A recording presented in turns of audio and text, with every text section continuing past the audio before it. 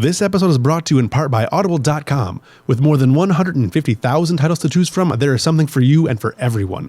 You can listen to all your favorite audiobooks on your iPhone, Android, Kindle, or other MP3 device. And now, just for listening to this show, Audible is going to give you a free 30-day trial and a free audiobook. All you have to do is go to www.audibletrial.com/IRNerdivore and sign up today. That's www.audibletrial.com/IRNerdivore. One more time, for those who are hard of hearing, www.audibletrial.com/IRNerdivore. Additional funding is provided by Amazon. Go to www.irnerdivore.com and click on the Amazon banner at the top of the page. Anytime you shop at Amazon, use that link and they're going to give us a little bit of a kickback. You get all the same great stuff at the same great prices, but you're helping out the show and it's a win-win situation. Make sure you use that banner, that link. You can find it at www.irnerdivore.com, top of the page. First banner you see. And lastly, we get to do this show because of the support of listeners like you. Thank you very much. This show is intended for all audiences, but some content may not be suitable for all listeners. Listener caution is advised.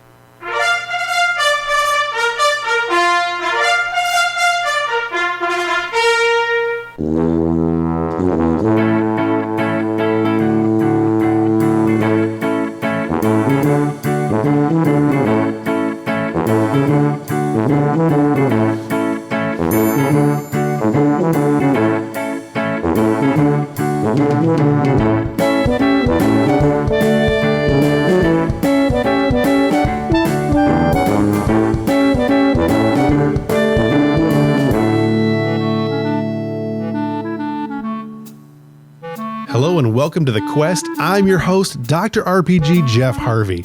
You can follow me and this show on Facebook and Twitter at IRNerdivore. You can also visit us on the web at www.irnerdivore.com. Thank you so much for hitting the download button and listening to the show today. You're going to love it. It's a great show.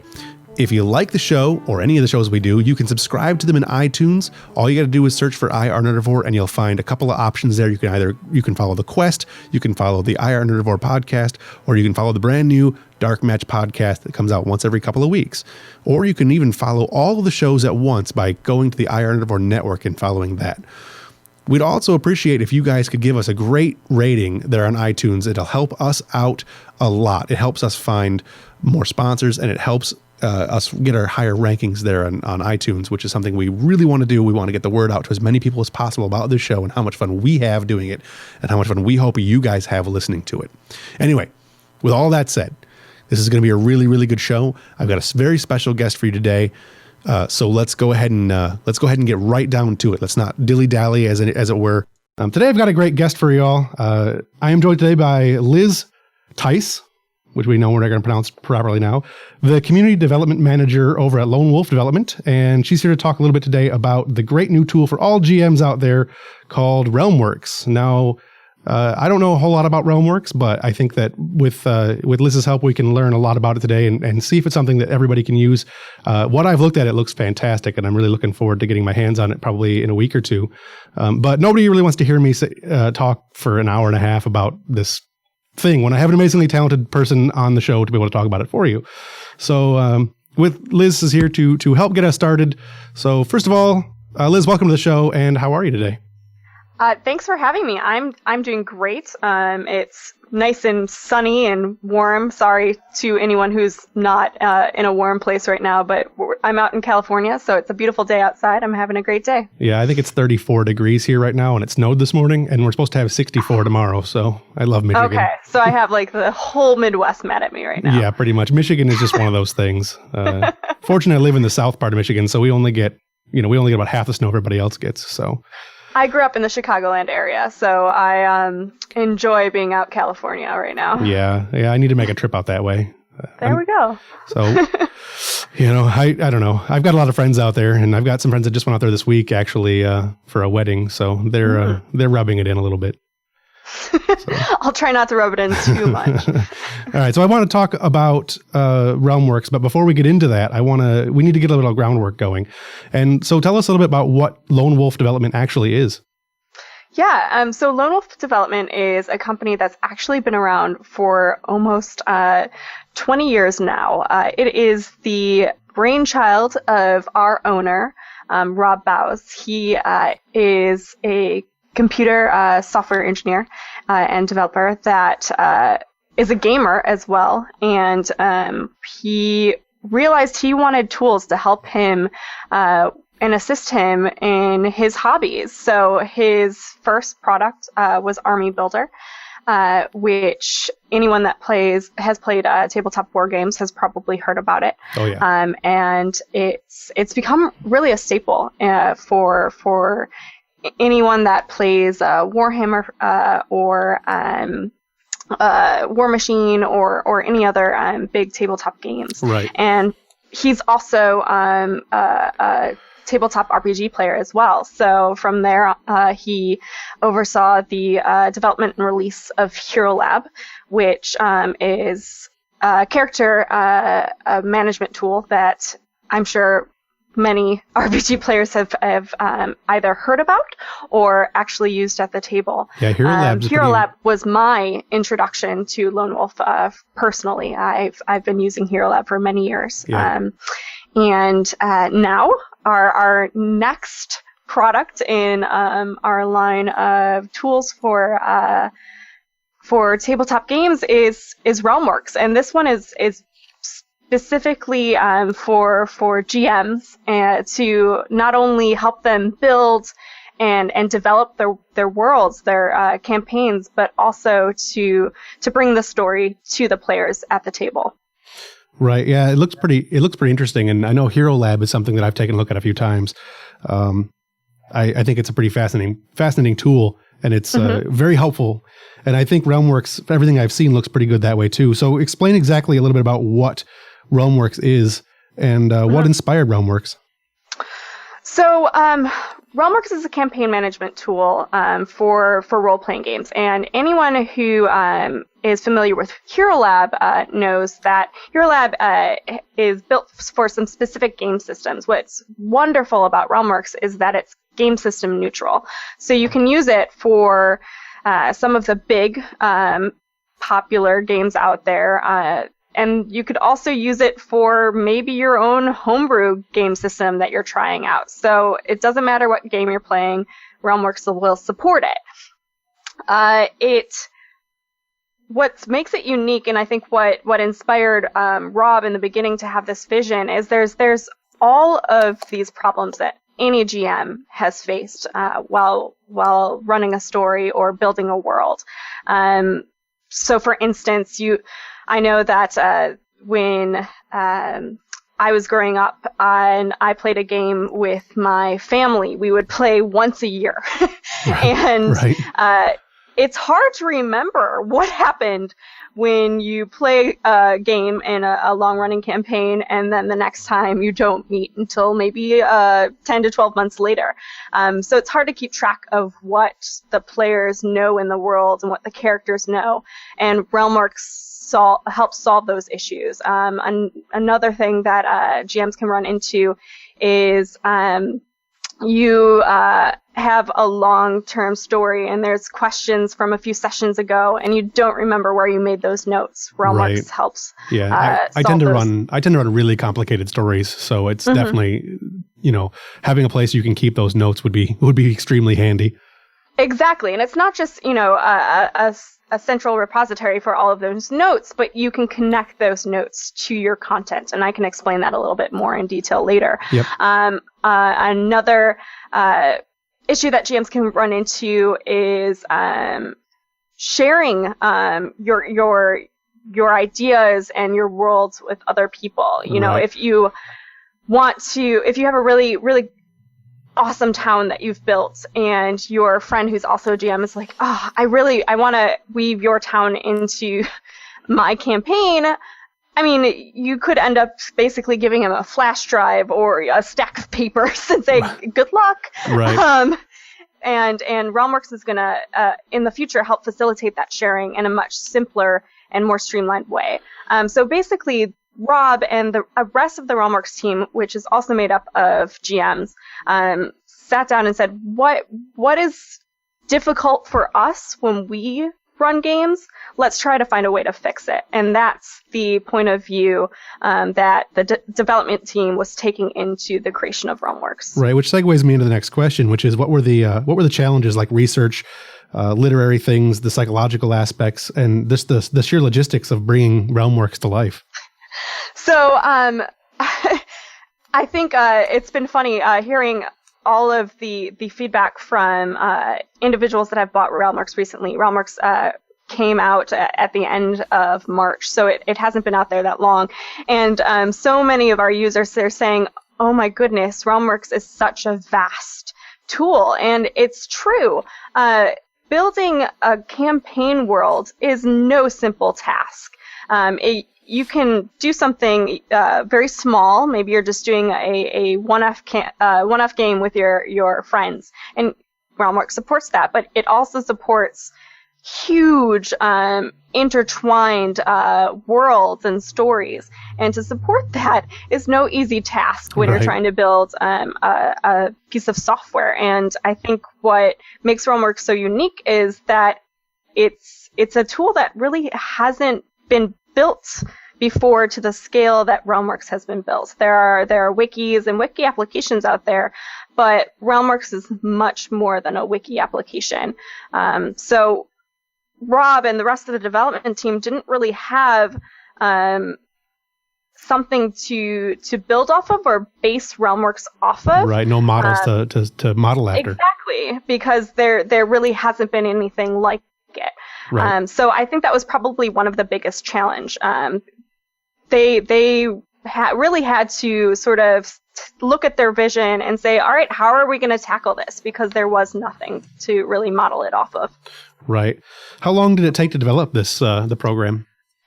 RealmWorks has been in development for a couple of years now. I think it's on the order of 4 or 5. That's a long time. Don't quote me on that, but it's been in development for a long time, and it's been a vision of Rob's for even longer. It was something that he had been thinking about even before Hero Lab was built, but he knew his vision was a grand one, and he wanted to make sure that the technology was in a place where it would support that vision. Sure. So he sort of said, all right, this is an idea and this is something I want to build, but I'm going to shelve that for now and focus on stuff like Hero Lab until it was time to tackle the RealmWorks project. And about a year ago now, we had a Kickstarter to add some new additional features to RealmWorks, specifically the cloud service, which is what's going to facilitate sharing content between players and also to provide content from publishers, which is an exciting part of RealmWorks that will be available for users in the future. So the Kickstarter was successful. We had wildly successful, amazing support. And we're happy to see see RealmWorks not only be available for our Kickstarter backers, but out and available to the public. Yeah, I looked at your Kickstarter yesterday just to get some more information on the product, and you guys almost doubled your goal, which is absolutely amazing. Yes, it was wonderful. All those fancy stretch goals. Yes, yeah, and. A lot of people will say, okay, it's great that you have this idea of sharing content from publishers, but, that's going to require a lot of work getting publishers on board. And, it's the first thing I will say is go look at our Kickstarter. We already have publishers on board. We have content coming in from Green Ronin. We have content coming in from Frog God Games. So this is not just some idea that we want to make happen. It's already starting to happen. We already have publishers on board. Right. It's nice that it's already coming together. That's pretty fantastic. I know that for Hero Lab, you guys have support for games like Pathfinder, and I think I saw some stuff on there for World of Darkness. But what type of integration does RealmWorks have with other Lone Wolf products? Right. So actually, we have some pretty great integration with Hero Lab. So if you use Hero Lab for your character management, all you need to do is take the character in the file we call a portfolio and upload that into RealmWorks. So I think I need to give you a little bit of context for how it is that content gets inputted into the RealmWorks. Sure. So RealmWorks will not only let you type in information about a particular person, place, monster, event. So you can describe it just like you would typing in descriptions into a wiki or a Word document. But you can also add files like PDFs, Word documents, Hero Lab files, Right.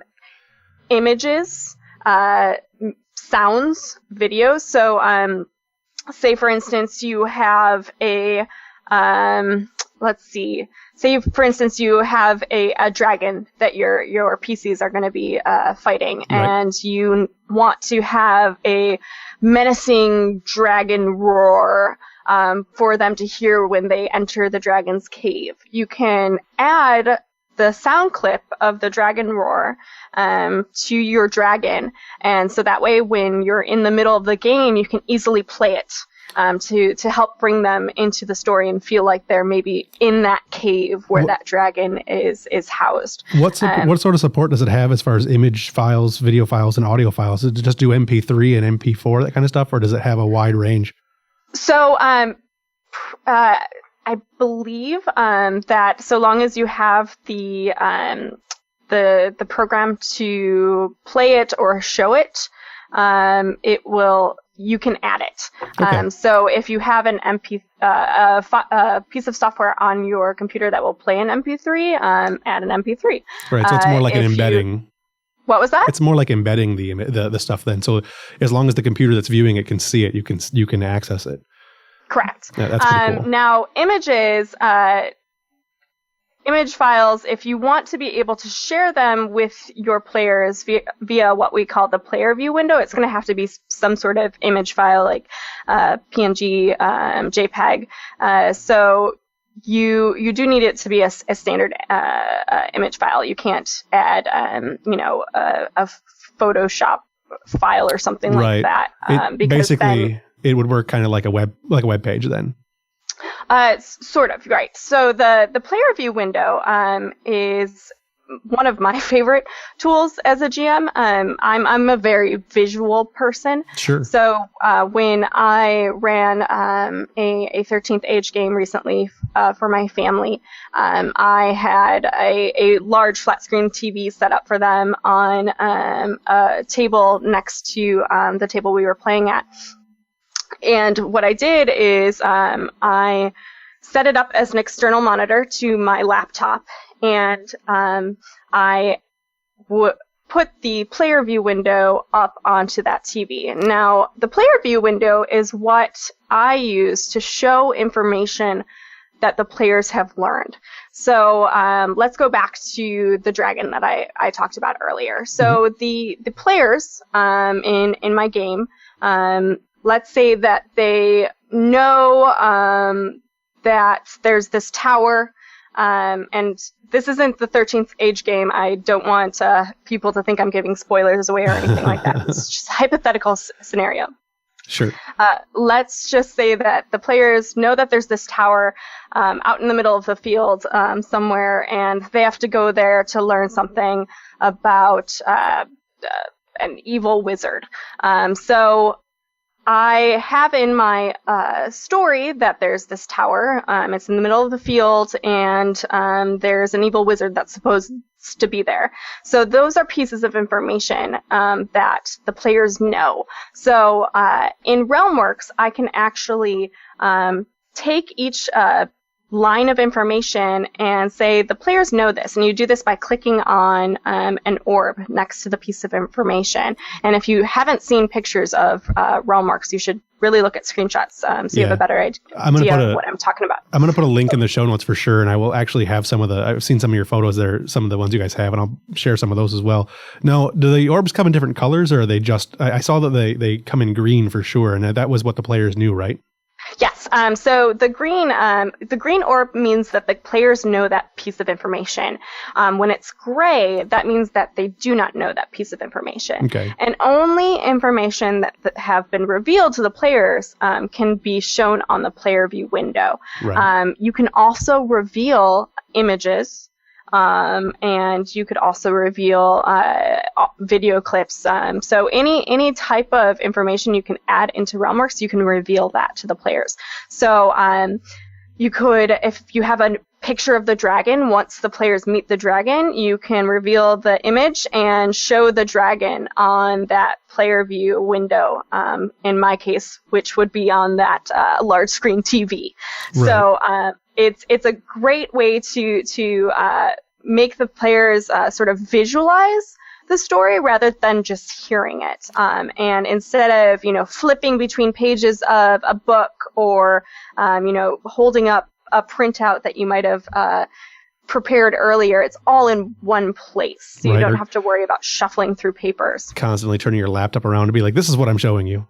Exactly. Is there a preview window for what the GM can see as far as, does the GM have a window that he can preview what the players see? Just because, like I said, you're very visual, I'm very visual, but I also tend to have an unhealthy disrespect for what I see, unhealthy trust, I should say, for what is actually going to be shown to somebody. And is there like a preview so that this is what I see what the players are seeing? Sorry. Yeah, so you before you show the player view window, you'll see all of the pictures or pieces of information, and you can arrange it so a certain image is up in the upper left corner, or one image is prominent. If you have maybe an image of the dragon, and next to the dragon is a bad guy that the players haven't met yet, you can adjust the picture of the dragon so that the bad guy is cropped out. So you have control over what is shown to the players and in what way. Excellent. That's pretty cool. Mm-hmm. So you guys talk about on your website how RealmWorks will help immerse players into the GM story, and obviously being able to see the visualizations and things like that really help. But is there other ways that the PCs are going to be able to be like more immersed on the GM story side of things just because of this software? I think so. One part of RealmWorks that I'm a fan of, and it sounds like you might be too if you're a visual person like I am. Absolutely. Is something called the storyboard. So when I prepare for games, I like to see how the story all ties together. And so I'm that person that wants to see how all of the different pieces of the plots are connected. And I can not only build a plot through RealmWorks, but I can actually share that plot with the players. So let's say we go to the tower, and then they go on to the next part of the game. So I can actually show them the story that they've traveled through so far, and really help them understand that they're not just playing in this game where you go fight the bad guys and move on, but this is actually a story that they're traveling through. So that's actually something that I really enjoy, and I think when I was running the game for my family and husband in 13th Age, that they enjoyed as well. It helps them understand that this is, yes, it's a game, we're having fun, but it's also much more than that. And it helps them also recognize that a lot of work has been put in on the GM side right. to make them really feel like they're a part of something. Right. So another way that I think helps them understand that it's a rich and involved world is the relationships that you can set up within RealmWorks. That looked really interesting to me. That was something that I was very fascinated with. I use a program that's a mind mapping software for this, and I think if this does the same thing or does it even better, so far I'm up to 1, 2, 3, 4 at least 4 other products that the RealmWorks can get rid of. So, wow. Well, that was one of our goals. We wanted to have all of these tools that GMs need within one piece of software. But relationship trees are intense. As I've been using RealmWorks in my own games, and also preparing the screenshots that you see on our website, right. I played a lot with relationships, and every time I play with them, I think to myself, oh my gosh, I haven't even scratched the surface, because there's just so much you can use relationships for. Not only are they there to help you see how all of your people and places within your world are connected, but you can also do things like overlays over the relationship tree. So you can not only see how people are related or connected, but you can also see what they think about each other, Sure. not only in public, but also in private. So you could, if you have political intrigue, of course, there's going to be people that pretend to like each other on the face of things, but really deep down inside they hate certain people, and you can Right. actually keep track of what a person's feelings are in public versus in private. So it goes pretty deep into how people are connected within your world. How complex does that really get? I mean, is this a multi-layered program kind of thing where you just keep laying more and more layers on it? I mean, we play a lot of games like 7th Sea and Legend of the Five Rings, and those games have extremely deep political connections and personal motivations and things like that. Like some of the deepest I've ever seen as far as pre-made stuff. And is that the kind of thing that this will be able to handle, or can it get to the point where there's just too much depth and the program can't handle it anymore? So I think it would depend on what you're trying to accomplish for me to say for sure whether or not RealmWorks could or could not handle it. Sure. But it does go pretty deep. I'm sure there's going to be some point where there's going to be a sort of a breaking point where it's going to be hard to manage it. Sure. Even if RealmWorks can support it, it might be difficult for the GM to keep track of all of it. Right. So, like I said, it's hard to know for sure whether or not what you particularly have in mind is possible. But one thing I will say is on our forums, we've had people posting saying, hey, this is really important to my game. Can RealmWorks support this? And Right. by all means, ask away. If it means the difference between you saying, okay, RealmWorks isn't for me, or RealmWorks is for me, we'll go ahead and answer your question. And a lot of times members of our community will even jump in and say, hey, from my experience, I've been able to do X, Y, and Z. Right. And usually that will be enough for the person that's asking. So this is for you, and this is for anyone listening. If you have questions and you want to see if RealmWorks will be a good fit for your game, go ahead and ask on our forums. Right. I've noticed that your guys' forums has a really good community that's pretty lively, and you guys are pretty quick about answering most of the questions. That's something that you don't find very often.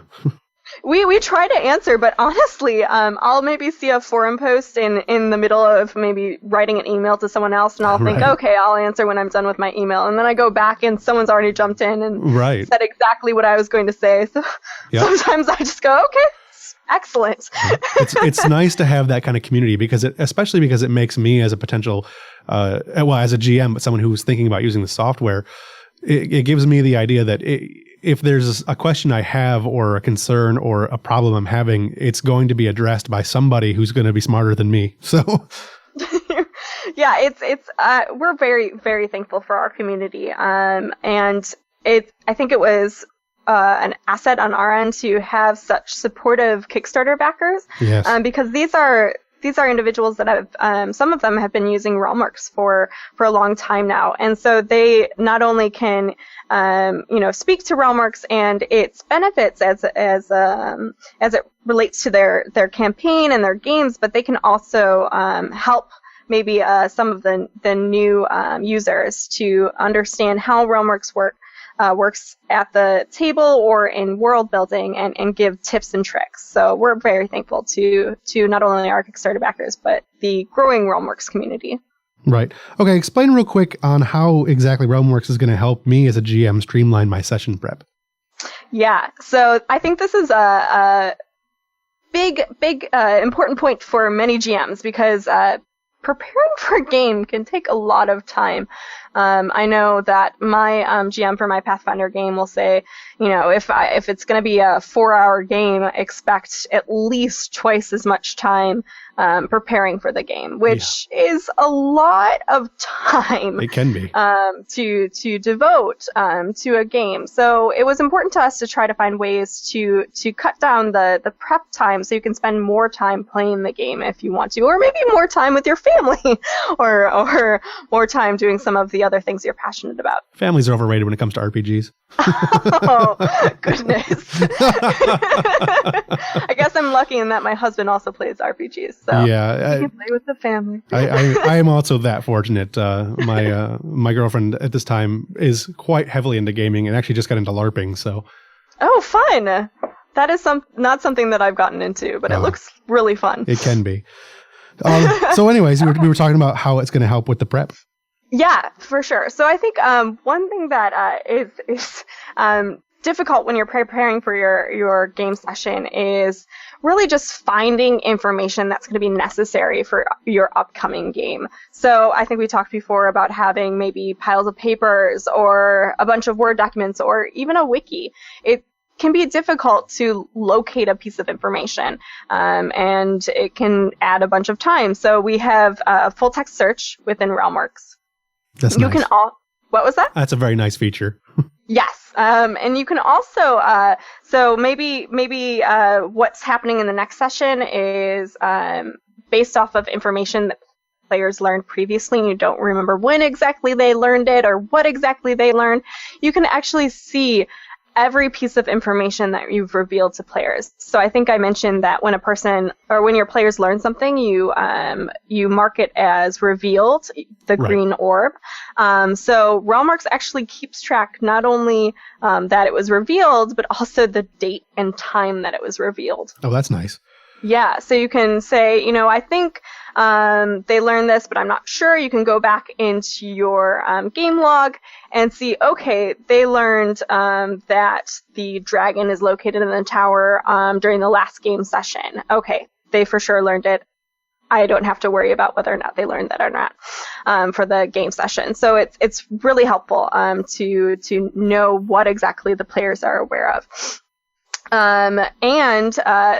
One of my favorites, because I am not exactly the most organized person sometimes when it comes to my notes during games, there is the user notes feature, which allows you to not only take notes before the game, but also within the game. So you can type a quick note to yourself in RealmWorks and not have to worry about the note going out in the trash right. or getting stuck in a book somewhere. Yeah. One thing I don't think we've talked about is how content can be linked together. And so if you're preparing for your game, something that's very, very common within Wiki and Wiki applications is being able to create links. So in Wikis, you have to manually create them. That's great. There are tons of benefits for having linked content. You can, navigate within your content very easily, but manual creation of links is error prone and takes a lot of time. So RealmWorks was built to create those links automatically. No syntax necessary? Nope. So if you have a person in your worlds called, and it's a guy that I've come up with and I like to use him a lot, Malcolm the Mad, and you mention Malcolm the Mad somewhere else, that will automatically link you to the Malcolm the Mad character. Right. And RealmWorks will prompt you to do that. That also works within user notes. Does it work? Does it work kind of like it does on Facebook, where you start to type the name and it'll bring up a suggested list, or do you have to type the entire name out? So you do have to type the entire name out, and then after you save, RealmWorks will say, "Do you want to link this to Malcolm the Mad?" And you'll say, "Yes, RealmWorks, I want to do that." Now, obviously, you might not want to type out Malcolm the Mad every single time, but RealmWorks will allow you to create what we call aliases for certain people and places. So, say we just want to call him Malcolm or Mad Hatter or something like that. Means you are the Mad. Exactly. You can add those aliases, and then anytime you write Malcolm or Mad Hatter, it will still offer to link to him. Okay, that's extremely convenient because I write a lot as it is, but sometimes I like to use shortcuts. So exactly. So I think what's really nice though about and something you can't do if you're jotting down a note on a Post-it, if you're in the middle of the game and you say something and you come up with this idea for Malcolm the Mad for next session, you can write about it in the user note and it will link to Malcolm the Mad. So that when you are reviewing your notes later after the game, it'll be very easy for you to get to Malcolm in your content just straight from that user note. Yeah, that's extremely convenient. So in a previous episode of the Quest, I talked about the different types of GMs. And one of the types I talked about was sandbox GMs, which is what I think I generally prefer to be, which is, kind of an on-the-fly, off-the-cuff kind of GM. And is this software is something that can really benefit me, or is it really more geared towards the long-term prepper GM? I think there's going to be benefits for both. Obviously, for the world building GM and the long-term prepper GM, it's a great place for you to put all of your information. I think it's going to really depend on how you approach the sandbox approach to GMing. If you're someone that wants to approach in a sandbox way and really doesn't want to type as you're going and track as you're going, you can, after the fact, put in maybe the plot or add the information after the game, but it's going to be a lot of back-end work rather than front-end preparation work, if that makes sense. A lot of post-load rather than preload. Exactly. And I think you'll still find a benefit to the post-load because you'll be able to still track the relationships between your characters, track what the players have done. Though if you're not actually revealing the information in RealmWorks as you go along, you won't have the benefits of seeing when exactly someone learned a piece of information. Right. So there, you're going to have to decide how exactly you want to integrate RealmWorks into your game. I think you can still get benefits, but maybe not all of the features will be as beneficial depending on how you take advantage of it. Right. A lot of my players take notes and keep journals and that kind of stuff. Is that something that the RealmWorks will support? Like, as far as, like I said, I tend to be a sandbox GM, and my players almost always take quite heavy notes. You kind of have to in the games I run. And they also tend to write journals afterwards because they find it, the types of games that I run, they tend to find it very helpful in developing their characters. Is this something they can do on there? And would it have the ability to link, or would I have the ability to go in and look at their notes and link them to things they should know post-game? So, players are actually going to have the opportunity to get their own player edition of RealmWorks. We're anticipating that the player edition is going to be out by sometime in May. The player edition is going to be a lot like the GM edition. It's going to have the full text searching. It's going to have user notes, and really the main difference is they're not going to be able to create content. We don't have a price for that yet, but it will be significantly lower in cost than the GM edition. So users will definitely be able to take notes within the player edition. Journals is another feature that we're hoping to add to the GM version of RealmWorks. Okay. And I'm going to have to double check. I believe they're going to be added to the player edition as well, but don't quote me on that. Of course. I will find out and follow up with you later. Sure. when it comes to allowing the GM to see what the players have written, I think that's something that we're looking into yet, but we're not really sure on the technical feasibility of that. Right. So we'll have more information once user notes for the players are available and once journals are available to GMs. Well, I would think, I would hope, my suggestion anyways, is that if it's all using the same cloud system, obviously the GM is going to be buying the cloud storage. And if the players are also buying and being able to use that GM's cloud storage, that might make it a little easier. I mean, I don't know the technical side of it. I'm not really a software developer, but I think if that would be a feature that I definitely would take advantage of.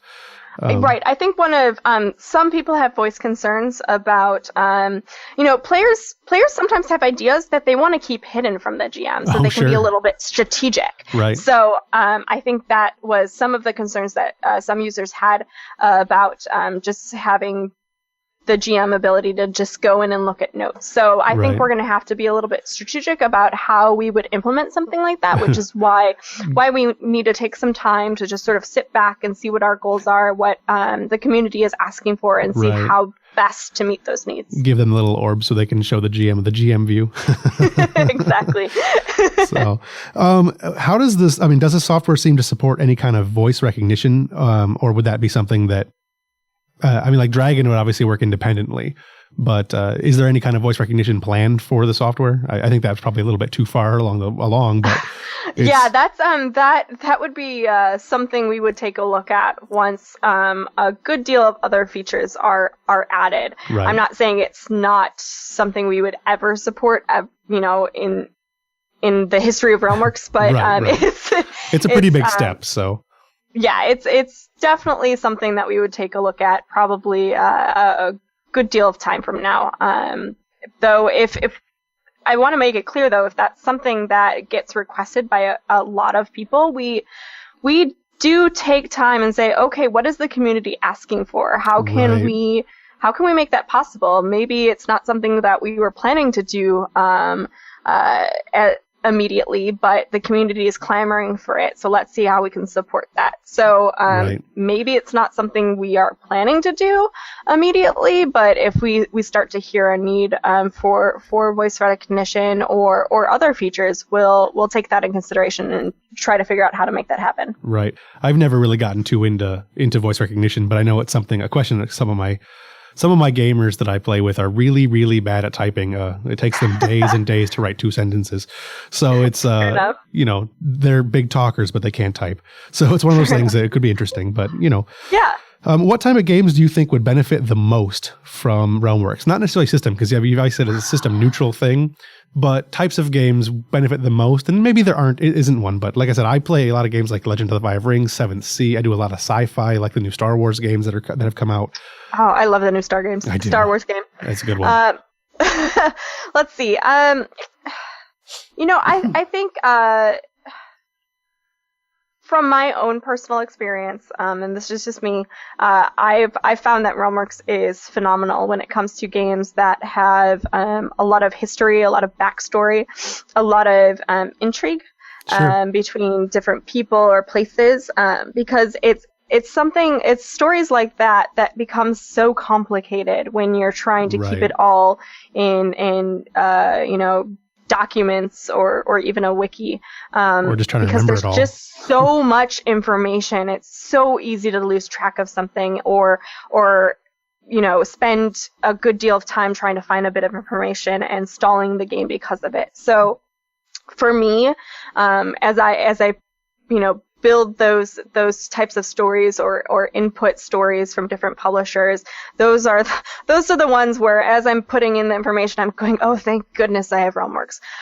So I think, like you and I discussed earlier, regardless of the type of game or approach, I think you'll find benefits from using RealmWorks. But if you're the type of person that likes building the big and complicated worlds, it's going to be your best friend. Right. So it's really more for something. It benefits games like maybe Rise of the Rune Lords as opposed to Kobolds Ate My Baby.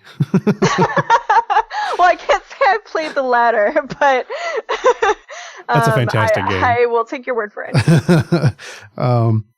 So we talked a little bit about the cloud service and stuff like that, but is this a program you can use offline, or does it have to be online connectivity? So there are a few moments where you will need internet connection. That is to activate the product, and that's because we need to connect your copy of RealmWorks to your RealmWorks account. Sure. So that makes sense. You need an internet connection to activate Hero Lab too, so that shouldn't be a surprise for anyone that uses our products. You'll also need an internet connection to create realms, and realms are basically your campaign worlds. The reason that we require you to connect to the internet to create your realms is so that if you decide to use our cloud service in the future, it's going to be easier for you to upload your realms to the cloud in the future. We want it to be not be difficult if someone decides in the beginning that they don't want cloud service. We didn't want to create a hassle for them down the road if they wanted to add cloud service in the future. Right. Now, say you're someone that maybe is going to have internet connection when they activate RealmWorks, but you, for whatever reason, are not going to have internet connection for the next couple of months. Okay, well, there you can, if you know that's going to be the case, create a bunch of realms and then just stay offline for the next couple of months and add your content without being needed to be connected to the internet.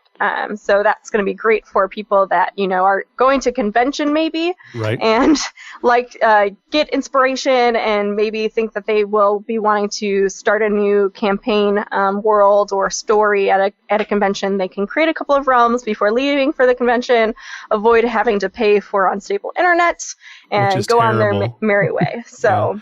Yeah, we some of our listeners, well, all of our listeners should know by now that we're running our own convention here in Detroit in September. So, and we have the Pathfinder Society coming. So this is something that would really be beneficial to them.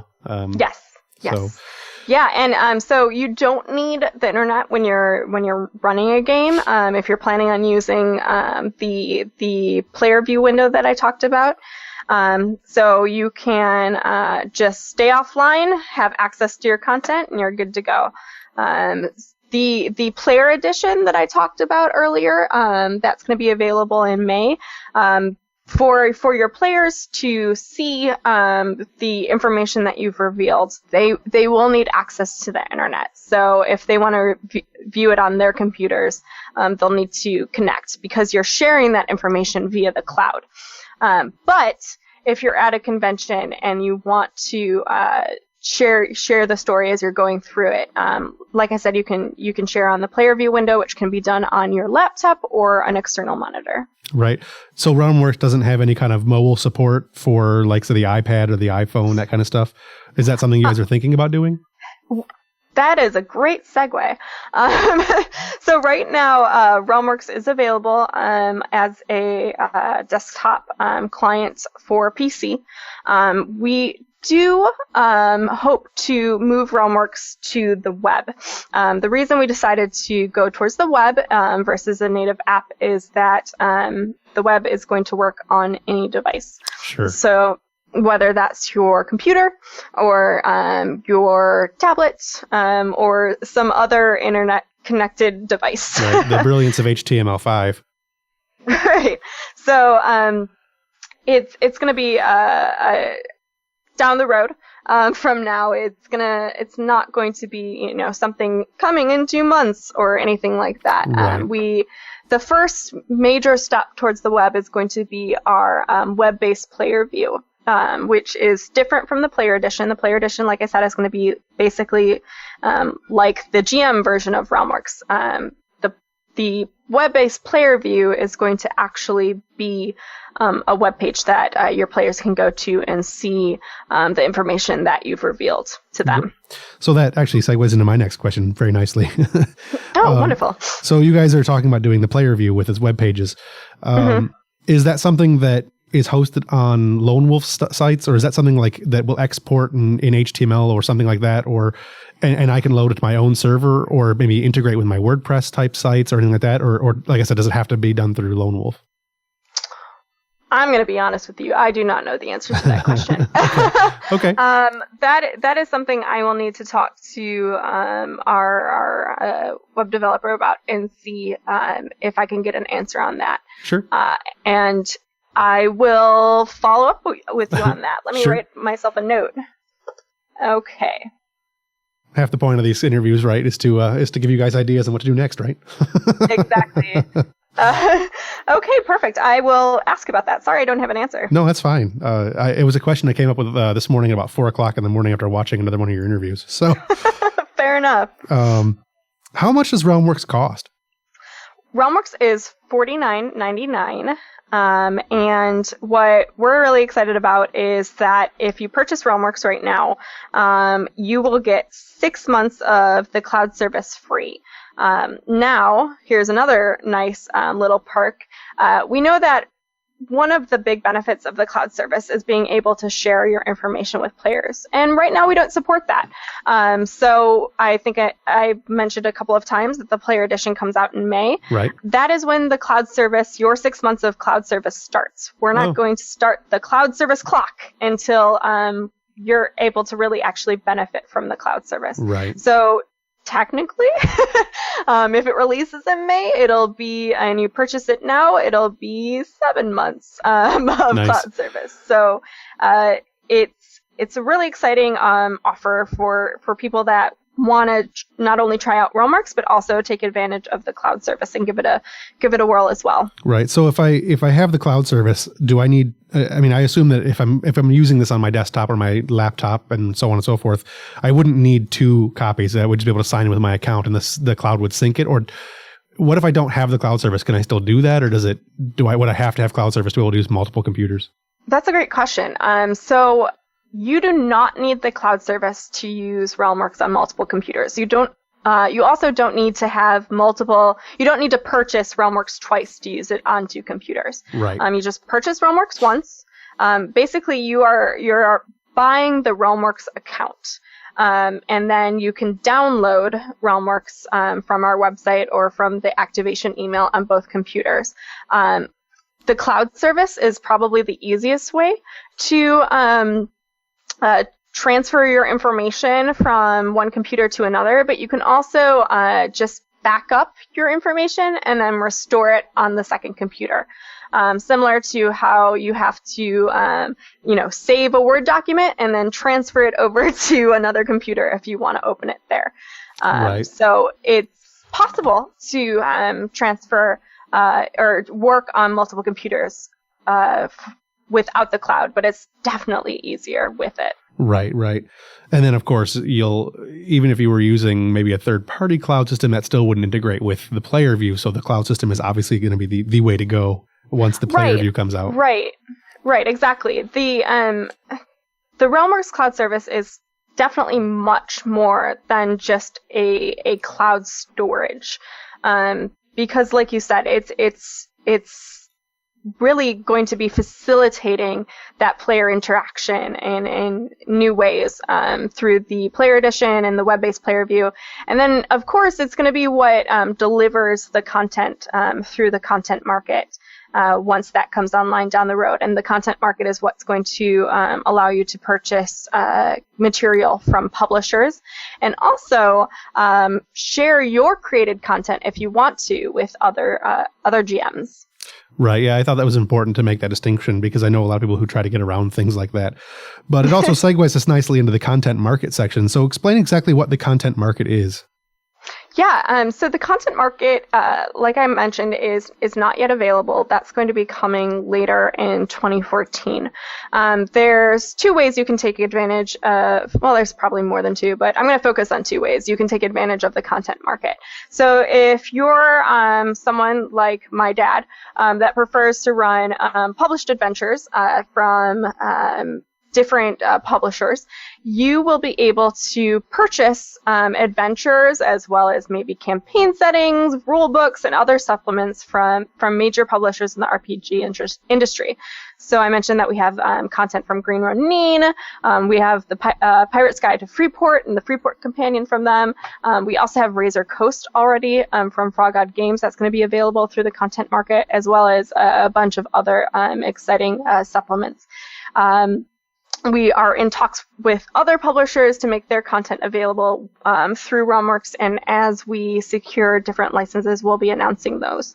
So if you're the type of person that wants to take advantage of pre-published stuff, you'll be able to get it through the content market. Now, if you're maybe someone that is really proud of the rich worlds that you create, or really just enjoy creating random NPCs for people to use in their worlds, you can create content as well and share it or sell it through the content market.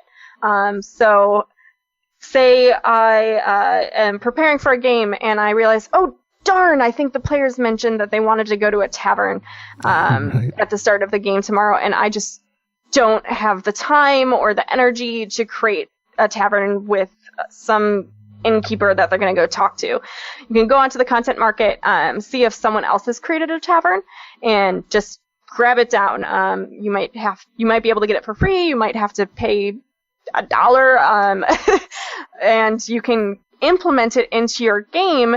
And once it's in your realm, you can customize it to your heart's content. So say they named their innkeeper Bob and you don't want his name to be Bob, you can change it. So it's all customizable once you have it into RealmWorks. So if this is something like maybe I'm creating my own fantasy campaign setting in RealmWorks and something I upload to the content marketplace, is this something that I can actually make money on? You can. Yep. That's pretty cool. May I suggest for your companies that you're getting stuff from, you guys talk to AEG and get L5R, because then I will have no choice but to purchase your product. I'm writing a note. Let's talk a little bit about. Oh wait, where was I at here? I had one here, but then I wrote all over my notes and I lost myself. Oh yeah, okay. Because you already answered the question. I was going to ask what big companies you guys were talking to, like Green Ronin and Piazzo and that kind of stuff. You didn't mention Piazzo, but I suspect they talk to everybody about everything. So. Paizo? Yeah, Paizo. Sorry. Okay. Yeah, I can tell you what companies that we've secured license agreements with, but unfortunately I can't share who we are in talks with. Right, absolutely, yeah. No, you mentioned a couple, and that's good enough for me anyway. How does RealmWorks differ from other virtual tabletops? And I know that you guys don't consider this to be virtual tabletop, and I can see why, because it doesn't even seem like a virtual tabletop. But let's make a distinction between it and things like Roll20. Yeah, so one thing that we are quick to say is RealmWorks is not a virtual tabletop. We think that it's going to complement virtual tabletops really well. So virtual tabletops are really facilitate the encounters and the crunchy number bits that happen in encounters. And we say, okay, that's great. You handle the initiative, the squares, if that's the grid lines, if that's important to combat in your game, even the attacks and the damage and all of that. We're going to focus on how that combat or those encounters fit within the story. Right. So we will still support maps, and we do something called the Fog of World, which is what helps you reveal information to your players and also can be used on maps. So if your players are exploring a dungeon and maybe it's not an encounter, so you don't need grid lines and prepare for battle, but they're still exploring through a dungeon and you don't want to have them see the whole map, you can put the dungeon map into RealmWorks and put an overlay over it so that they will only see the parts of the map that you've revealed to them. Right. Similar to a virtual tabletop. Right. Yeah, I currently run a virtual tabletop game, and this actually would do me a lot better because I hate using miniatures in any of my games. So the ability to take away the miniatures of my players would be very nice. Very nice. Yeah. That's how I was raised as well. Well, we used miniatures, but we didn't stick to grid lines to show we were 5 feet away. It was more to represent us rather than that's what hold my us players to do it. as well. I also made a rule for a while there that if you bought a miniature and brought it to the game, we would run whatever that miniature was. So I like that. Yeah. You're on the website, you guys show pins and maps. Explain what the pins are. Yeah. So pins are what will allow you to either identify that something important happens there, and or connect to certain people, places, or events in your world. So, say there is a battle in the dungeon, and you write up the battle as an encounter within RealmWorks, and you can put a pin in the place on the map where the battle happens and tie it to the article that describes, we call them topics, but they're articles within wikis for anyone familiar with wiki applications. Right. So you can tie it to the topic that outlines the encounter, so that when you are maybe showing them the map, your players the map, or looking at the map for your own reference, you can actually click on the pin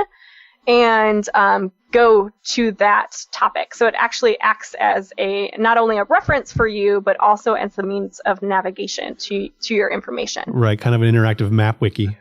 Mm-hmm. Yeah, exactly. That's something that, like I said, I was talking about earlier, that we do a LARP, and that's actually something our LARP has been trying to build for a while now, and I'm going to recommend this to them.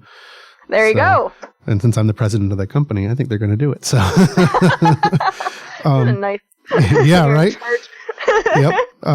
Let's talk a little bit about who else might benefit from the RealmWorks software. I have I've been talking to a lot of authors for the purposes of our convention and whatnot, and is this something you think an author might be able to benefit from? Somebody who's not necessarily in the role-playing group, but still needs to keep track of that information?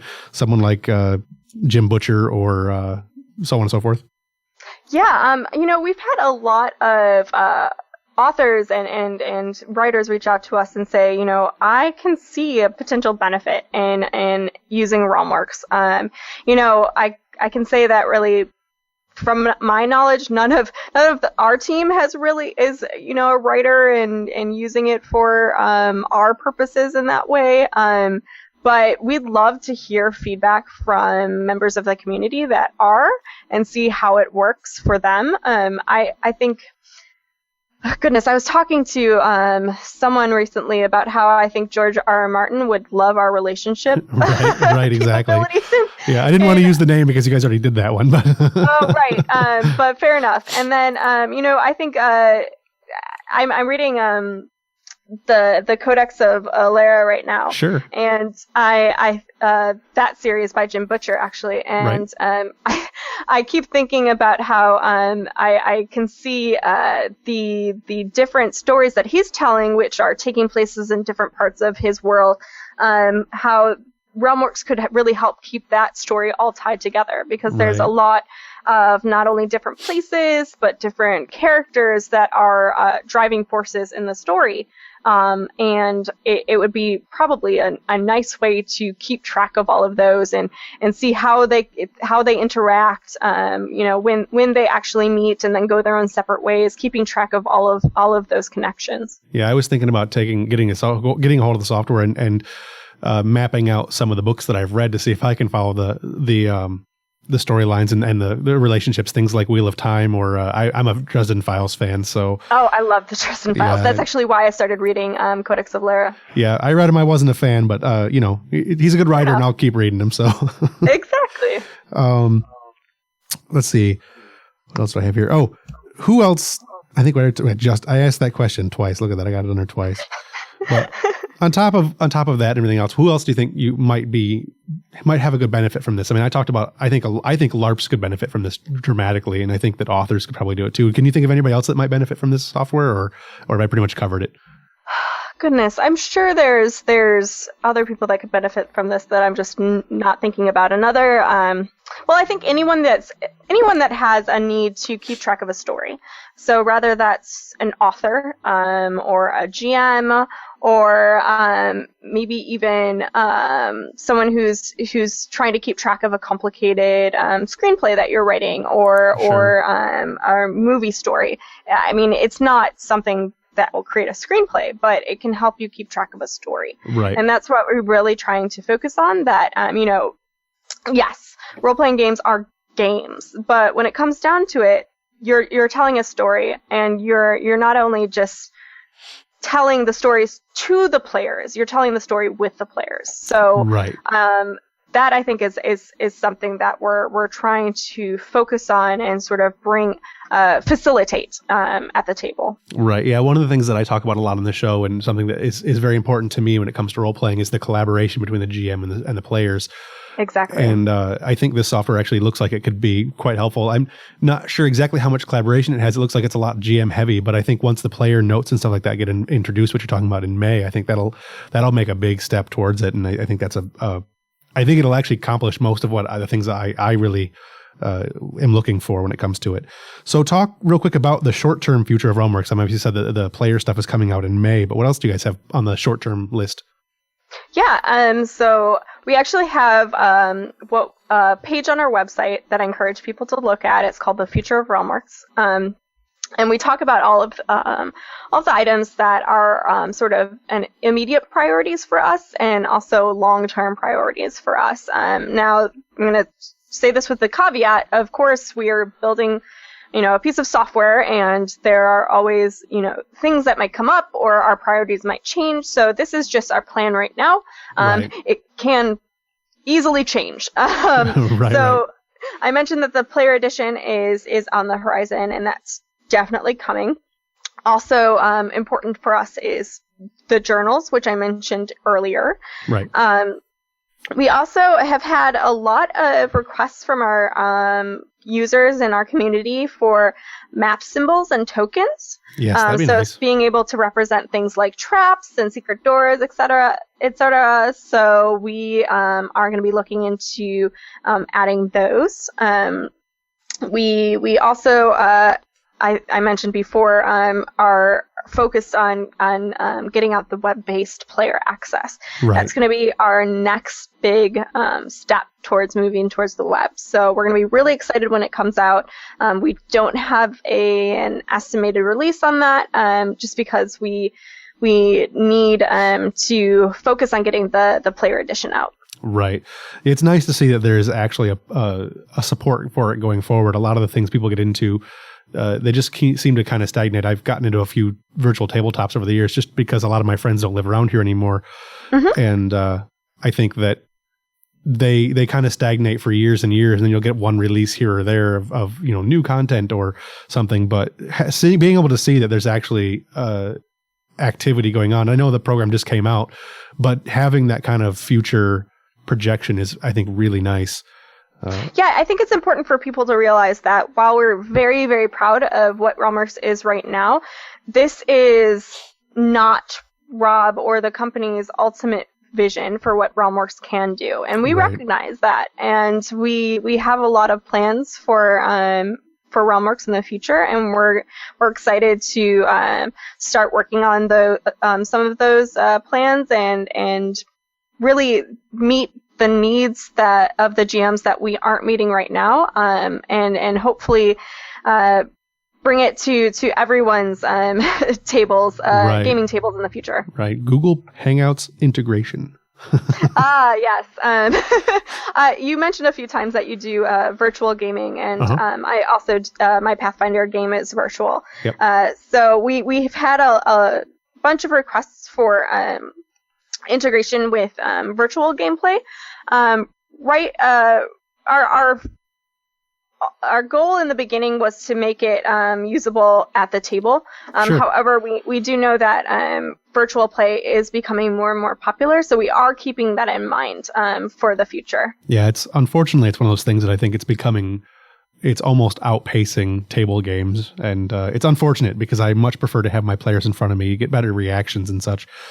But for sure. It is definitely, I foresee the gaming industry moving towards more towards the online play, which is unfortunate. So yeah, I don't think face-to-face table game is going to disappear forever. That's just my personal opinion. But yeah, I can see what you mean. The reason my group went virtual is because I moved to California with my husband, right.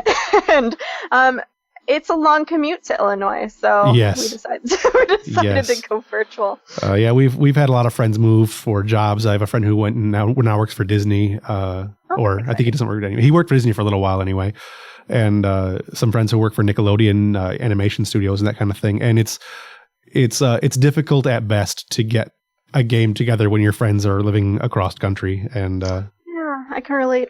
then other ones have kids and then they can't leave the house anymore. Yeah, that too.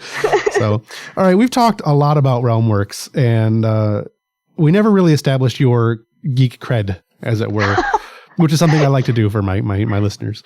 Yes. So let's talk a little bit about you. I think it's only fair that people listen to the show get to know, if they're gonna invite you into their car or their home and whatever, into their ears basically, and spend a much time with you, then they should get to know you a little bit.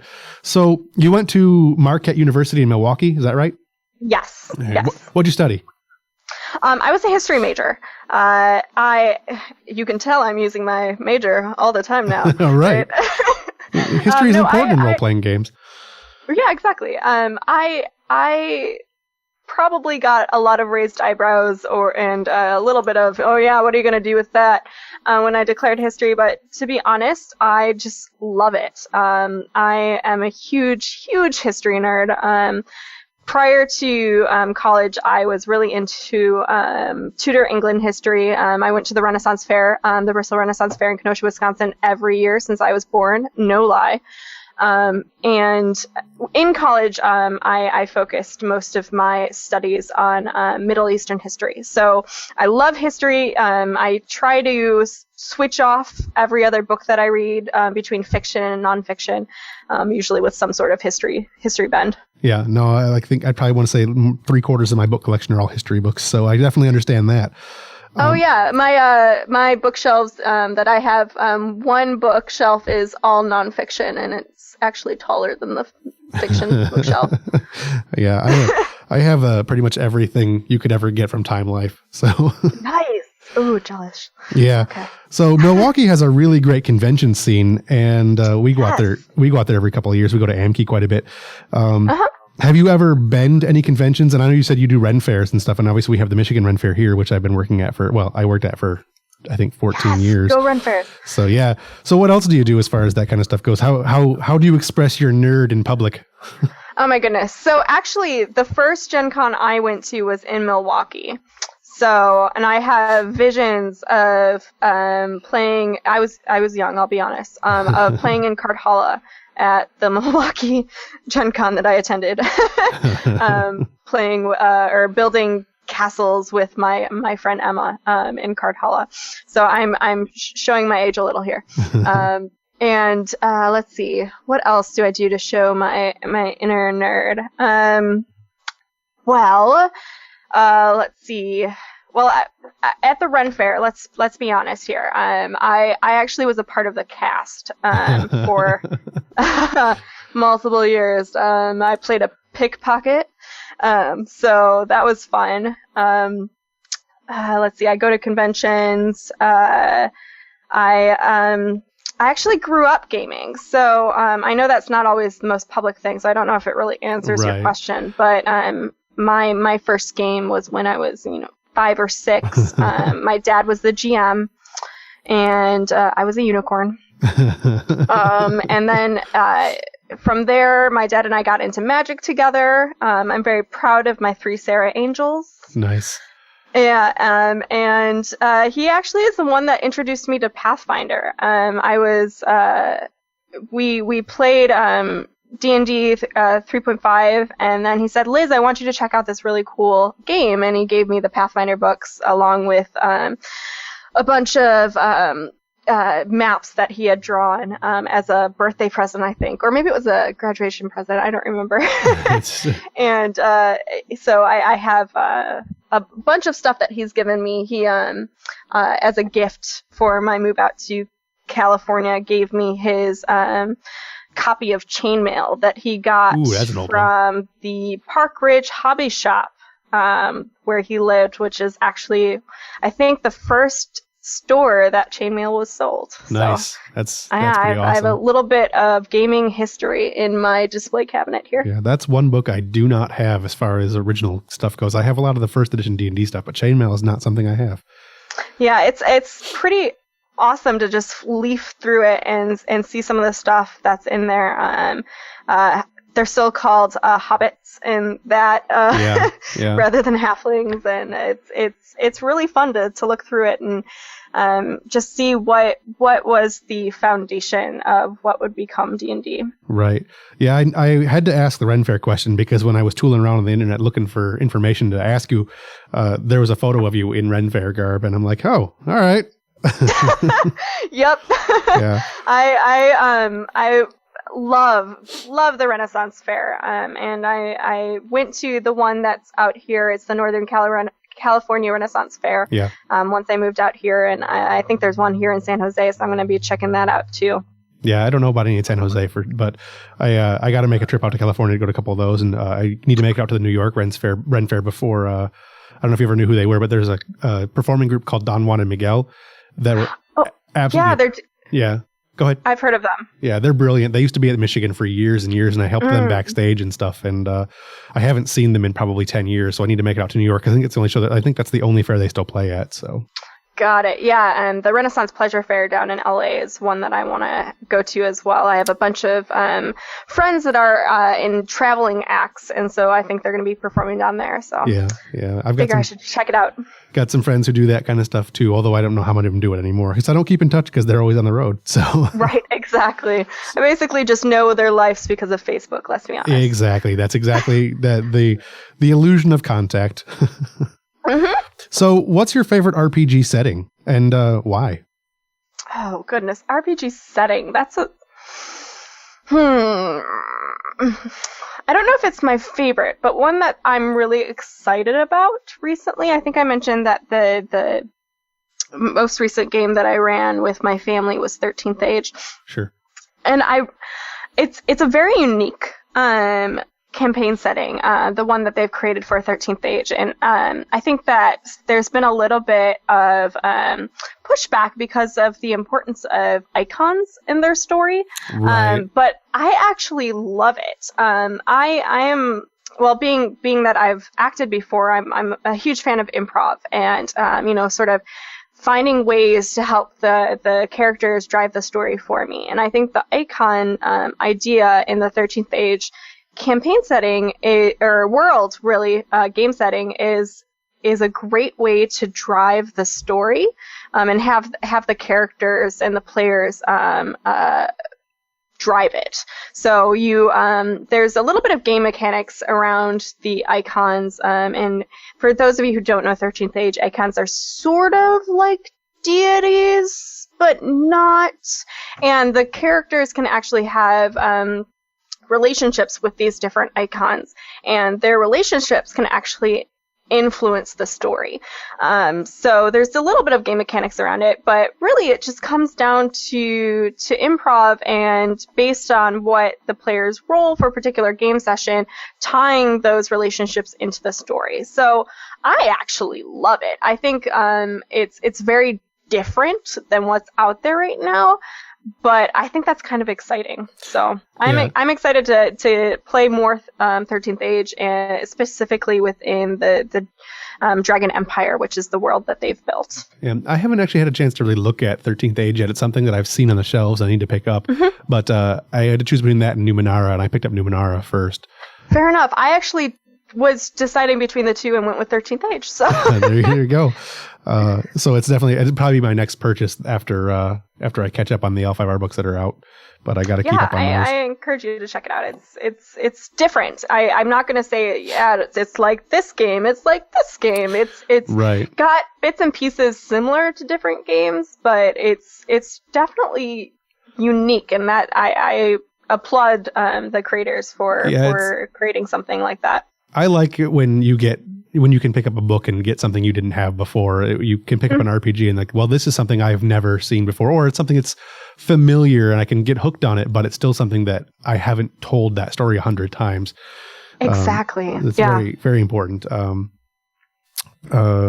I had something else. Oh, I was going to say that the pushback is nothing that I think the gaming industry is not accustomed to. I mean, there was a game that came out years ago called Anomone that you played Angels and Demons, and that one had some pushback. So got it. Yeah, I can see that. So what books are you currently reading? Okay, so I think I mentioned that I was reading Codex Alera. I just finished the Thrawn trilogy. Nice. The Star Wars trilogy. Yep. That was really good. Timothy Zahn. Yeah, exactly. Let's see. Oh, I just got a book recently that I was really excited about. It was a historical nonfiction, so people are probably going to be like, meh. Sure. But it was about the Borgias. Okay. For anyone who doesn't know, it's about a family of one of the popes in Renaissance Italy. Right. Very scandalous, but very intriguing. And so there was a Showtime series about it. Exactly. And I was actually watching that series, and I was like, oh man, this is really intriguing. I wonder how much of it's true. Yep. And this is common for me when I watch anything historical on TV or I read a historical fiction. I'll go, oh, that was really interesting, or something along those lines, and then actually want to know what really happened, and I'll find myself reading a nonfiction about it soon thereafter. So that's kind of what prompted the book. My phone battery doesn't die as fast as it ever. The fastest my phone ever dies during. I can't say this properly, but anyway. When I'm watching historical television or things like on the History Channel, I think my phone battery dies super fast because I'm constantly looking things up like, that doesn't seem right. Oh, yeah, for sure. I find myself either, Googling something during the show or afterwards going straight to the computer to see what the different sites say about it. So I can relate. Yeah. So you read the Thrawn trilogy recently. Have you read The Hand of Thrawn, which is the sequel series? I have not. Actually, I really enjoyed the series, but I kind of wanted to take a break from Star Wars. Yeah. And which is why I moved to Codex Alera. But I think now that I have taken a break from it, now I'm going, okay, so what happens next? Yeah. So I think that's going to be next on my fiction to-do list. Yeah. It's not quite as good, but it's still decent. And it's still Timothy Zahn, so, Yeah. I love Timothy Zahn. Actually, one of the reasons I got into role playing. Oh, really? The first game I purchased anyway, was the Star Wars D6 by West End Games. So got it. That dates me a little bit. Fair enough. Well, I was actually inspired to read the Thrawn trilogy because I've been playing the new Star Wars role playing game recently. Right, the Fantasy Flight one from Fantasy Flight, and so it's I've kind of been intrigued by the Star Wars universe and different interpretations of it. So that's what inspired me to read the Thrawn trilogy. Yeah, I'm currently running a game of that. I really like that system. I do too. That's another one that I think really encourages storytelling, and not just amongst the GM, but also the players. I really like how the mechanics seem to encourage it. Yeah, it's not so crunchy. Exactly. Exactly. It's one of the things I definitely look for when I talk about role playing games and stuff. It's one of the reasons why this podcast exists, is to get people away from some of the crunchier games, even though they're great to get into. There's so much better story to be told out there. So yeah, and it's interesting you say that, because personally I think I have vivid memories of having some great role playing sessions with people playing those crunchy games, but I think that especially if you're playing with people that maybe are not into won't actually initiate the role playing unless they're forced to. Right. You kind of lose that, but systems that encourage it or in some ways require it, they can't take the easy way out and just focus on the mechanics, because really to enjoy it and take advantage of it, they'll have to role play, which is kind of how I feel the new Star Wars system is, and to some extent 13th Age. So I really appreciate that. You can't really take the easy way out in those games. Right. And it just helps everybody tell a much better story, in my opinion, in my experience, I should say. So, yeah, exactly. So this is a cheap plug, but our show has got a great relationship with audible.com. Do you have any books that you would recommend listeners pick up? Oh, goodness. So you and I both mentioned we love it. The Dresden Files. Yes. Oh my gosh, so good.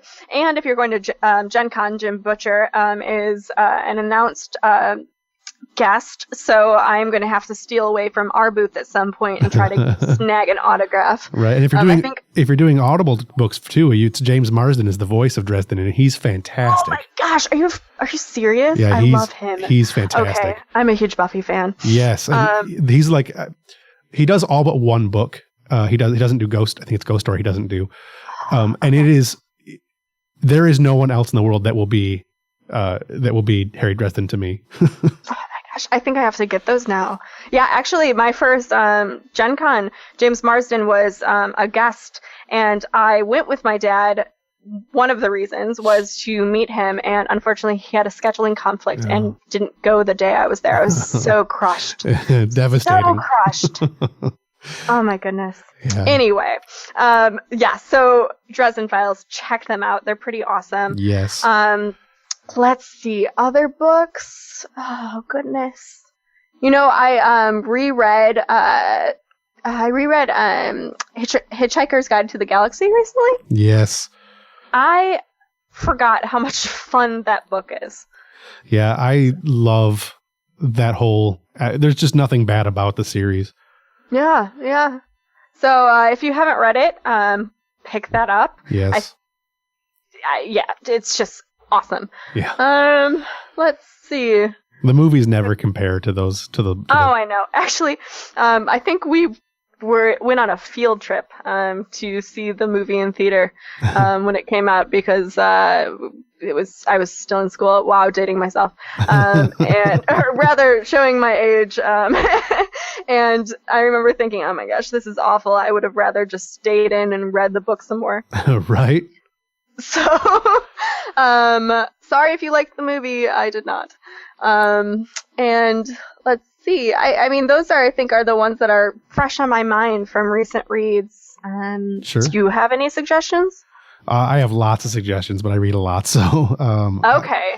Well. Maybe you don't have to subject everyone else to it, but I would love a reading list after the call. Well, the two that I would throw out right now are Good Omens and anything at all by Terry Pratchett. So. Oh yeah. So Good Omens is Neil Gaiman and Terry Pratchett, and it is a fantastic book. I also really like Mort. If you haven't read the Discworld stuff yet, Mort's a good one to get started with. So those good ones, I love them. I keep getting recommendations for Terry Pratchett books, so I think it's a sign. Yeah. So I think I'm going to have to add that to my list as well. There's a lot of those books too. I don't know how many he's put out, but the Discworld books are there's just so many of them, and anything by Neil Gaiman is good too. I just finished reading American Gods about last week, I think. Mm-hmm. And that's a good one too. So. Thankfully I have a Kindle, so I can just add them and throw them all inside. If you're a music history fan, there's a John Lennon biography that's really good too.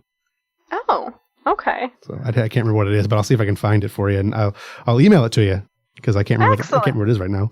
So anyway, what other things are you passionate about? Like what are your hobbies, that kind of stuff, other than gaming? Goodness. So I think you can tell I read a lot. Yep. I'm also, I think you can sort of guess this, but I really just love all sorts of learning. So whether that's history or, odd bits of scientific information. But recently I've been meeting my learning bug by going back to school. So I'm working on my master's degree right now in the evenings. So Lone Wolf takes up my days, and my evenings are devoted to grad school. So it's been really fun. And I know most people are saying, wow, how, that doesn't sound like a hobby. But honest to goodness, I'm one of those people that I'm like, yes, school, let's go. Right. So I'm the really opportunity to expand yourself. Yeah, the opportunity to expand your mind and get more knowledge. I definitely can follow on that one.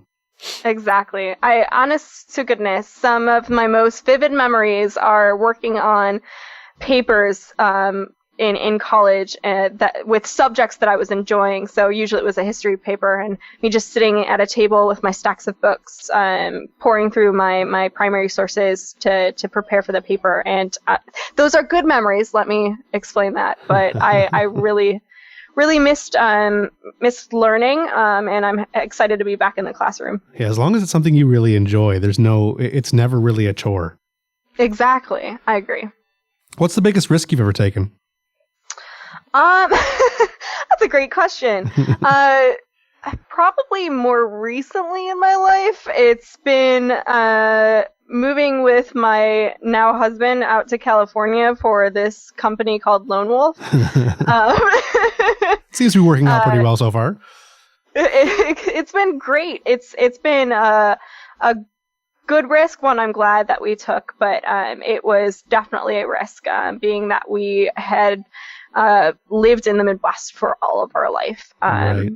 So we moved out here, and it's been a good time so far.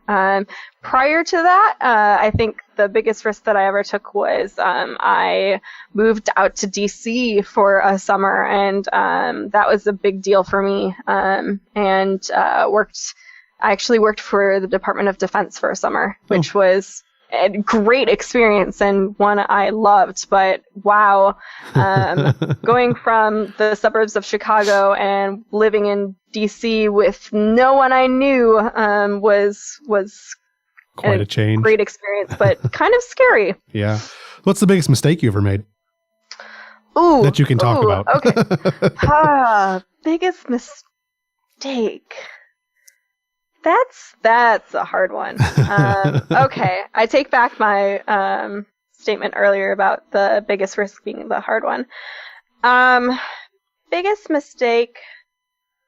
I'm learning now how much fun it is to learn and really experience the culture out in different countries. And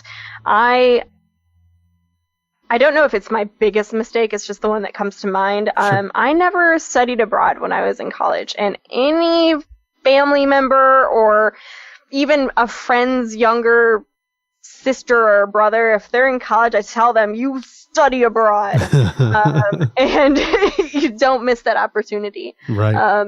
And I think it's an experience that you can have when you graduate, but not in the same way. Right. So, gosh, if anyone's listening that has an opportunity to study abroad, take it.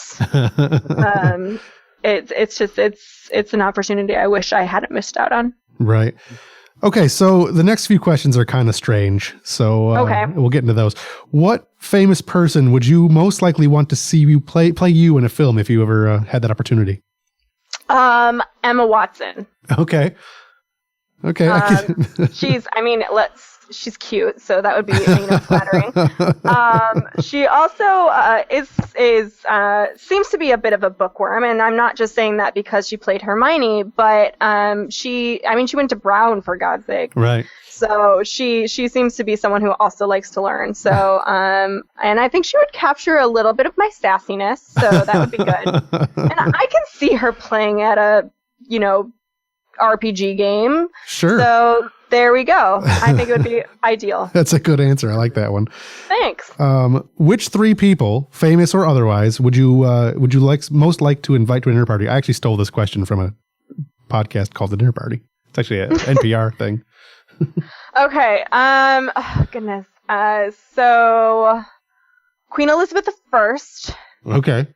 Just because that you got to get someone from history. Sure. And I think I mentioned I'm obsessed with Tudor England. So, God, I have a ton of questions for her that I'd want to ask her. A fascinating person, really. Let's see. Oh, goodness. Well, I'd want to talk to the person that's going to play me in a movie. So Emma Watson. That way she can get it right. Exactly. She's got to meet me. And then, so this is a little bit of sort of a nerdy moment here. I really, really, really want to meet Will Wheaton. Okay. I'm sure so many people will be listening to this and going, duh. So I would love to have him come to a dinner party, and we could definitely all play a game afterwards. I am now envisioning Queen Elizabeth playing like Settlers of Catan and having a hard moment with it.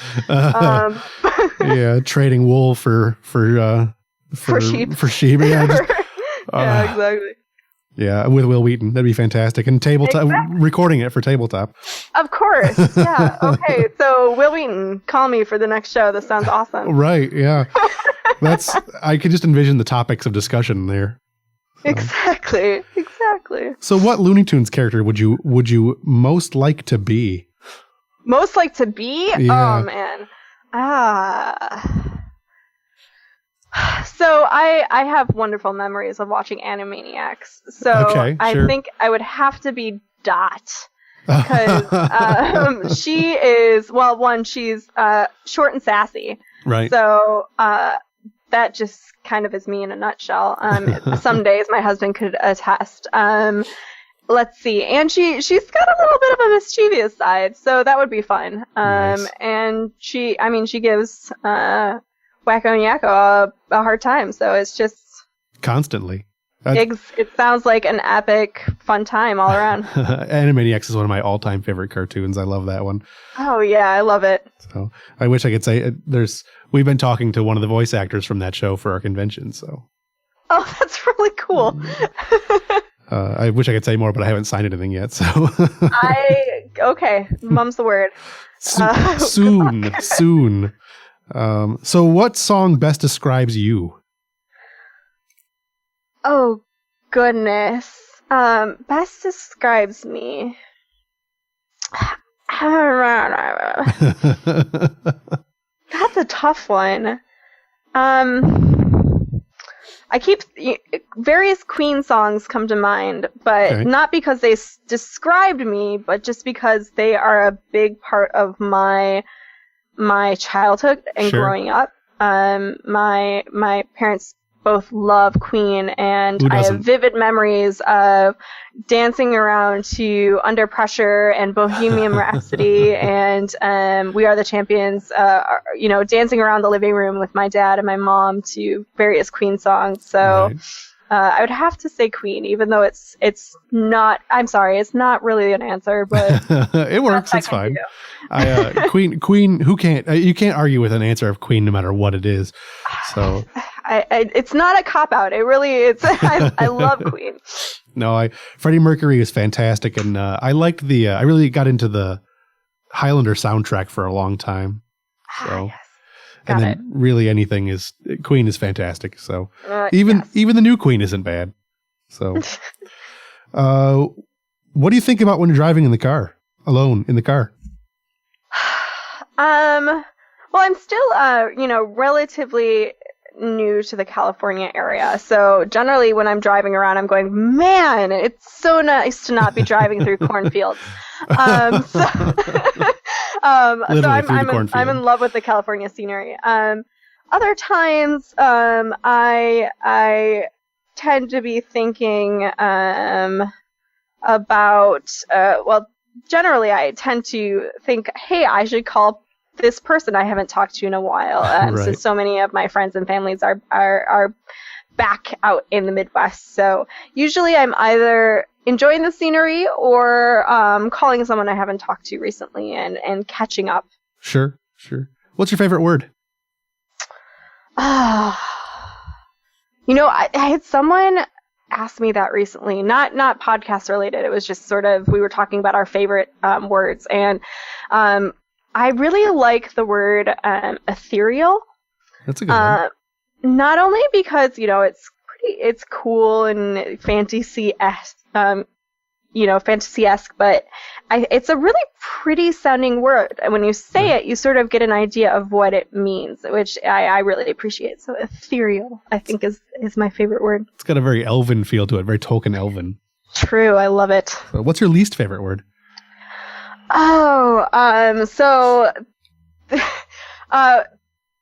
this actually is someone that, or the word that the person I was talking to mentioned, and when she said it, I went, oh my gosh, you're totally right. So, inside an egg, there's a yolk, and yolk is just such an awkward word, and it kind of reminds you of yuck. So now whenever I hear the word yolk, I always think yuck. That's not to say I don't like eggs. It's just now I can't say it without thinking it. Right. No, that's fair. That's a plus you don't ever want egg on your hands. That's yucky. So. It's true. Yucky yolk. Yep. All right. So my last question before we wrap all these things up is, the company that owns the company that we created to do the podcast and the convention and everything else is called Dancing Giraffe Productions. And so I threw a giraffe question in just because I think it would be funny. And if a giraffe walks through a door wearing a poncho, I'm sorry, it's a brown coat and an eye patch. That's the penguin had the poncho. It's a different story. What's the first thing he says? Oh, goodness. Okay, so he has an eye patch. Okay, so the giraffe looks at the bartender and goes, "Did a parrot just walk in here?" I apologize. It's the first thing that came to my mind. I immediately thought of a pirate.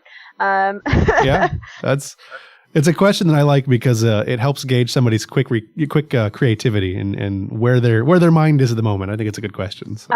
Yes, and of course, eye patch goes to pirates because pirates are awesome. Of course, my first thing I always am drawn to is the brown coat, and all I can think of is something about Malcolm Reynolds. So. Well, yeah, I heard brown coat and thought, Firefly, but I can't think of anything Firefly. All right, I'll go with the eye patch. Right. Yep. Oh goodness. So. Talking Firefly reminds me of Netflix's cruel April Fool's joke, which is still fresh in my memory. So. Oh, I didn't catch it. Oh, they claim that they were rebooting Firefly. Oh, that shouldn't be a joke. That should just be a thing. I know. It's pretty. It was. I looked at it and got my hopes up, and then I realized this is too good to be true, and did indeed turn out to be too good to be true. There was an interview not too long ago, and I don't remember who it was with, but Tim Minear, who's one of the producers and writers for the show, actually said that that's not an unheard of possibility, and that they might actually be thinking about doing something like that, and that would be the ideal platform to do it on. So, oh, for sure, Netflix, Amazon Prime, one of those, that would be unbelievable. Yes, they should do it. What's that? I said they should do it. They should totally do it. Nathan Fillion can buy it like he's been wanting to do for years, and they can go and do it. Castle's running its course now, so hey. I know. I'm a huge Castle fan, but Castle. Yes, I'm starting to feel that it's getting to the point where they should say, all right, let's move on to the next project, which should be Firefly. Yes, exactly. All right, so unless there's anything else you want to talk about, you can... Oh, wait, what was I going to about? I don't know what I was going to say here. Is there anything else you want to let people know about yourself, Lone Wolf Development, or the super cool RealmWorks software before we go? So now that you know a little bit more about me, just wanted to put out a plug that I, as well as the rest of the Lone Wolf team, are actually out on the forums. So you can come interact with us, ask us questions, whether it's, about the products or something else, out on our forums.wolflair.com. RealmWorks is available, so you can check it out or purchase it on our website. The easiest way to get there is www.getrealmworks.com. There is, of course, information on the on RealmWorks, but there's also what we call our virtual tour video, which is about 3 minutes long, and will give you an idea of what RealmWorks can do for your game. So check it out. And if you don't already, like us on Facebook, follow us on Twitter or Google+, and you'll get the latest news on there. Yeah, that's fantastic. You covered almost everything I was going to put in my closing statement. Oh, I'm sorry. That's all right. I'll cover it again anyways. But what do you guys do as far as convention support goes? I mean, you guys go out. I said you're going out to, you mentioned one earlier, and I can't remember what it was. Gen Con, probably. Yeah. Yes. So we are going to have a presence at PaizoCon up in Washington in July, and then we'll also be at Gen Con. Various cons in the area we attend as convention attendees, just because we enjoy gaming and want to Gotta get go your and nerd support our local cons. But there's also PFS groups that will set up character creation stations using Hero Lab. Sure. And so we'll send them with our equipment since they're in the area so that they can create stations for people to print out their Pathfinder Society characters. So it's our way to support the local Pathfinder Society groups in the area, as well as help people learn about Hero Lab. So Sure. If you're going to PaizoCon or you're going to Gen Con, you'll see us there. We don't have locations necessarily yet, but we will be there, and you'll definitely hear more information from us about where we'll be and how you can find us. Excellent. We'll have to do a follow-up on that and maybe talk about some stuff for GFX coming up, because I think this is something that our groups would we've, like I said, we've got the Pathfinder Society, or we're talking to the Pathfinder Society to get them out there, and I think people could get really into it. So for sure. One thing I will say is that if you are running a convention and are looking for ways to maybe get people in attendance, and you're doing something like raffles, or you are having a special game and you want to have prizes for people, we do give out. We sometimes will work with conventions to offer promotional copies of Hero Lab and our other products. So it doesn't hurt for you to ask. That's right. You can email marketing@wolflair.com. That will come to me, and you'll be talking with me about the specifics. Excellent. All right, Liz, it has been great talking to you, and I hope you had a good time. This was one of my few interviews I've ever done so far, and I had a lot of fun with it. So I hope you did. Yeah.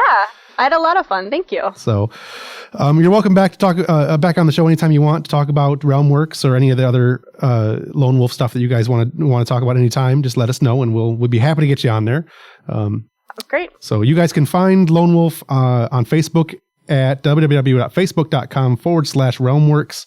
And you can get, well, that's not really Lone Wolf, really, I guess, is it? It's RealmWorks. And you can get them on Twitter at Lone Wolf Delve, DEVEL. And you can also catch them online at www.wolflair.com.